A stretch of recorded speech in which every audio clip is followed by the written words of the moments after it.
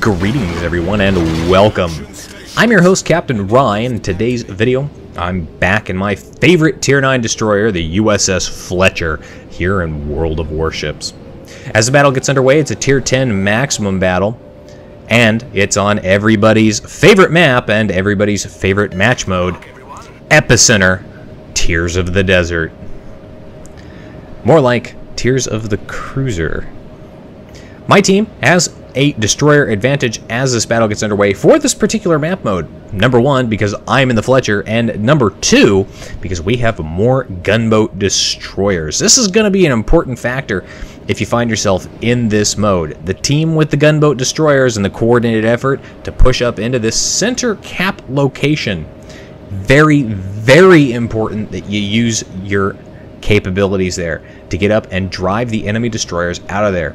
Now, you don't necessarily have to worry about point-blank range cruisers or battleships pushing into the center cap location, simply because there's not a lot of cover there. And so any of them that do push up usually do so because they've got blinded or tunnel visioned by chasing a kill and usually end up regretting that decision, or they're just not paying attention. They have a suicide wish. As we push up into the central location here, you can see the caps aren't counting. We did get into them first, but that doesn't necessarily mean much in this situation. It's a very destroyer heavy game, so the team that's able to get rid of a destroyer right off the bat is going to be pretty important. As I push up past the headland of this island, I am technically furthest forward for my team as far as destroyers, and with that 5.8 detection range, I'm probably going to spot whatever is out here first. And yes, sure enough, as I come around, I do spot enemy Shimakaze. Now the Shimakaze opens up, he manages to avoid me completely with his shells. Not sure who he was shooting at. I think he was shooting at whatever was behind me, but because he opened fire, I'm able to pop a smoke screen and sit in my smoke, go undetected while this Shimakaze is detected. And because he's detected, everybody's shooting at him. Now, he did do the smart thing. He stopped firing immediately after he recognized his mistake and basically dropped off detectability. Additionally, he got a nice fat load of torpedoes in the water. So, since my speed boost is not available right now, I used it to get into the center cap. I'm not able to use my speed boost, but I continue reversing and dodge those torpedoes.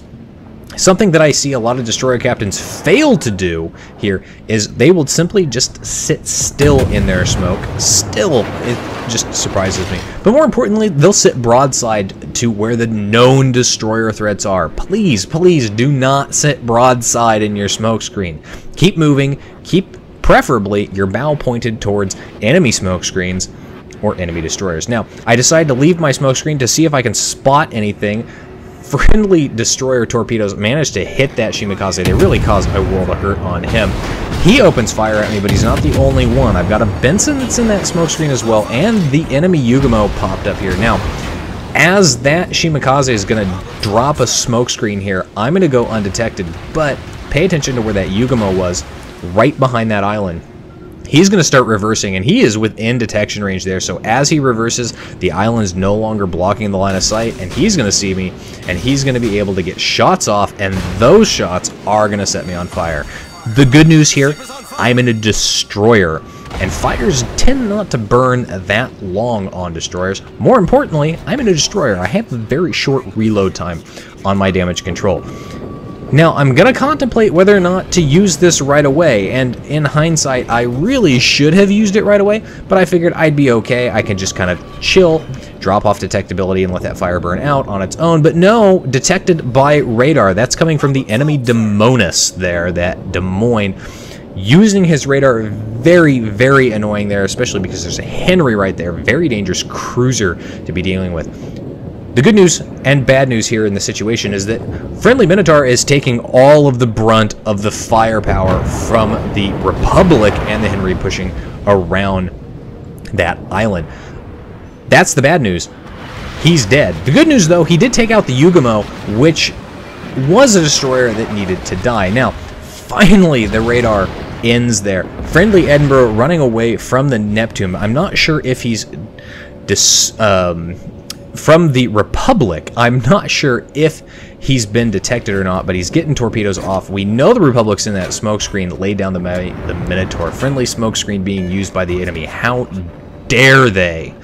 But I know he's there. I can see the secondaries coming out, and I've got a nice set of torpedoes ready to go. Now, he continues forward, gets hit by 3 of the Edinburgh's torpedoes. I'm going to go ahead, fire off a set of torpedoes here, 5 to go, figuring that would be enough. But no, as he gets hit by all 5, he's still not down, so I fire the second set there. And not a moment too soon, finish him off. Took a lot of damage from the secondaries on that ship, and while I was detected by him, proximity basically, I did take fire in from some other ships, and that cost me a lot of health. Don't really recommend doing that, especially not with half your health already gone. Survived it somehow. Very risky maneuver on my part, considering this battle is still young and could really go either way. Pop my smoke screen so I can fire at impunity against this enemy Henry. Now look at this. He is basically pushed all the way out there. Managed to set him on fire. Looks like his damage control's off cooldown. He already put a fire out that he was using. He's taking a lot of fire from a coordinated effort of a lot of different ships. And with any luck, we'll be able to go ahead and finish him off. It looks like he's burning in multiple spots now. Who's going to get the kills? Is it going to be me, or is it going to be our friendly battleship back over there? And it is me, and a very dangerous cruiser is dead. But speaking of dangers, we still have that Des Moines back over there, and he could potentially have his radar off cooldown soon enough, and I am technically in his radar range. Now, torpedoes come back up here, fire off 1 set of torpedoes. Des Moines drops off detectability for a brief second, pops back up for a brief second, and then again drops off detectability. Now, I could go chase him down, but as you can see here, this center cap's still not being capped. The enemy team still has 3 destroyers in play, and we've just lost our 2nd destroyer. So that means we only have 3 as well.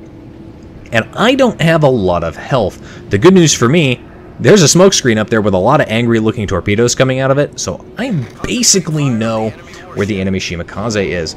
Bad news, enemy Z-46 pops up here. Now, the reason this is bad news for me, Z-46, German destroyer, has hydroacoustic. The good news is it's not as powerful and potent as the Z-52's hydroacoustic. And more importantly, this guy just dropped a smokescreen because he didn't want me shooting at him. Unfortunately for him, I managed to set him on fire on top of causing some other damage. Now, I did connect a torpedo on that Des Moines, and I'm not sure if the damage counter is going up because I connected with a torpedo and caused flooding on the Des Moines, or if I set that Z-46 on fire and he's still burning.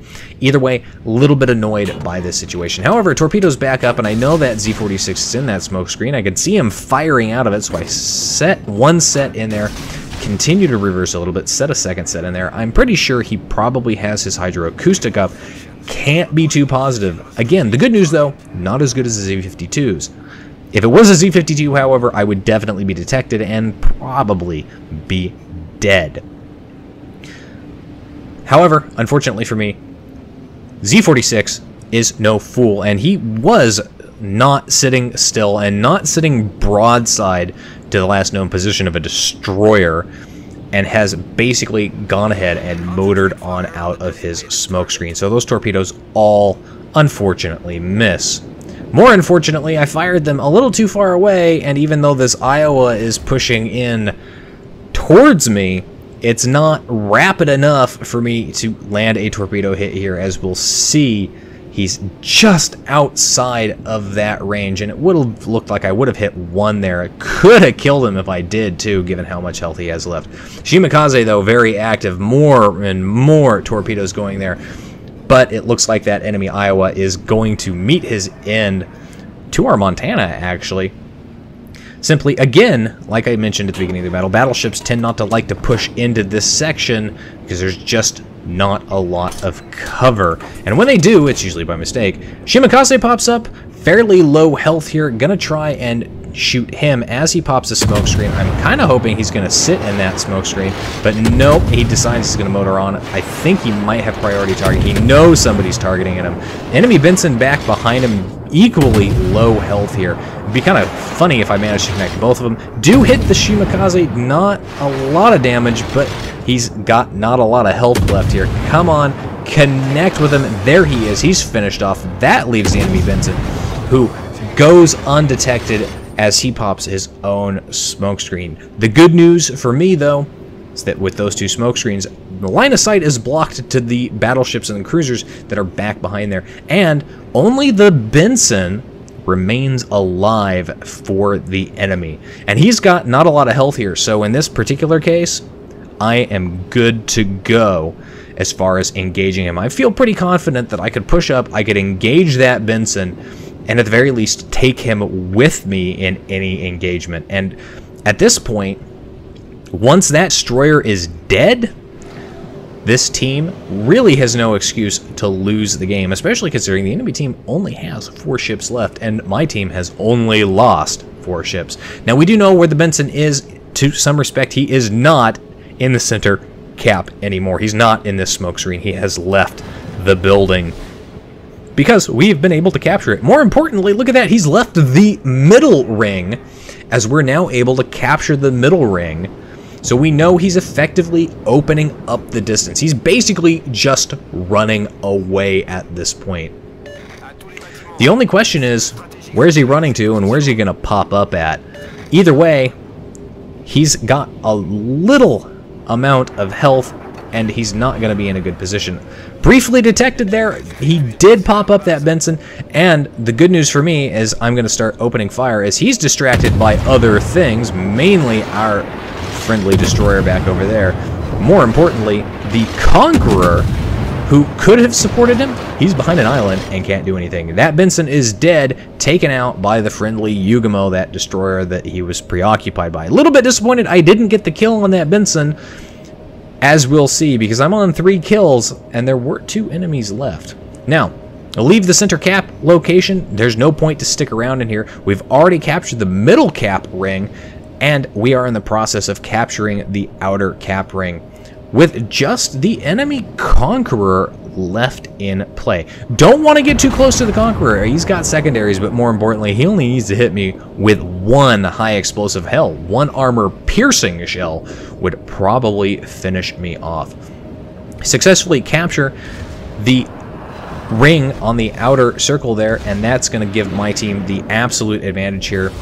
But look at the situation, given how many ships we've lost versus how many ships they've lost and how long it took us to finally capture. The enemy team hasn't lost outright. My team hasn't won outright. In fact, we actually have a real possibility of being able to kill this Conqueror before we cap out. Now, I use my speed boost to get in front of the friendly Montana because I wanted to be able to torpedo, and I do get 1 set of torpedoes off here. The Conqueror looked like he was turning in a little bit, but now look at this. He's turning back out. I did set him on fire, and he put that fire out. That's going to be a problem for him, and I don't recommend doing that, especially if an angry-looking smokescreen pops up at a very close range to you, like 5 kilometers away. As a result of that set of torpedoes does cause damage, and it looks like he is flooding, but this second set of torpedoes, only 2, needed to kill him to finish him off. Now you can see why I was disappointed I didn't get the kill on the Benson, because I ended the game with 4 kills there. 149,000 damage, 11 torpedo hits. Only 2 floodings, though. Kind of disappointing. And only 2 fires there, but that nice base capture assist reward for taking all 3 of the epicenter caps. Top of the team for XP earned at 2,300 base XP. That Montana, actually, surprisingly, second on the team with 3 kills right behind me. Also broke that 2,000 base XP with 2,100 base XP earned. And not a single member of the enemy team managed to even break 1,000. A little bit disappointing. Anyway, that's it for today's video, folks. If you like the video, hit that like button. Hit the subscribe button. Leave a comment down below. If you'd like to get semi-regular channel news and updates, you can do so by liking and following me on Facebook. If you've got a replay like this one that you'd like to see featured on my channel or just like to have me take a look at, you're more than welcome to send it to my email. If you'd like to help support me and the channel, you can do so by becoming my supporter on Patreon. Every little bit certainly helps, and it is definitely appreciated. And if you'd like to watch me play various games live, albeit intermittently, you can do so by following me on Twitch. You can find the links for those in the video description down below. And as always, I'll see you next time. This is Captain Rye, signing off.